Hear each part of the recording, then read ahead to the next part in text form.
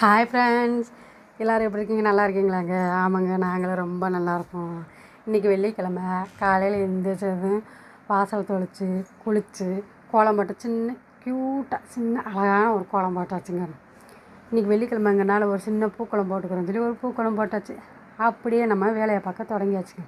அப்படியே கொஞ்சம் நம்ம செடி கொடிகளை பார்க்கலாமா? வாங்க பார்க்கலாம். இந்த வாழை மரம் பார்த்திங்கன்னா எல்லோரும் அட்சய திருதி அன்னைக்கு தங்கம் வெள்ளி எல்லாம் வாங்குவாங்க.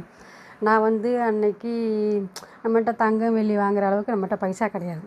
அதனால் சரி நம்ம ஒரு வாழை மரம் வாங்கி வைப்போம்னு சொல்லிட்டு என் வீட்டுக்காரர் ஒரு வாழை மரம் வாங்கிட்டு வச்சோன்னேங்க. வாங்கிட்டு வந்துட்டு அப்படியே அன்றைக்கி நட்டி வச்சேங்க.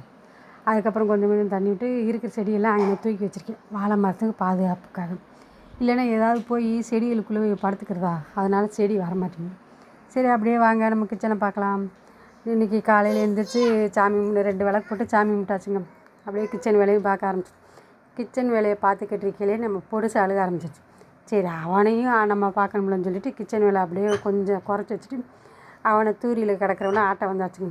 கொஞ்சம் நேரம் ஆட்டி விட்டோம்னா கூட ஒரு அரை மணி நேரம் வரங்க. அதனால் ஆட்டை விட்டாச்சுங்க. தொட்டியில் பாருங்கள் எப்படி வரங்குது. பாய்.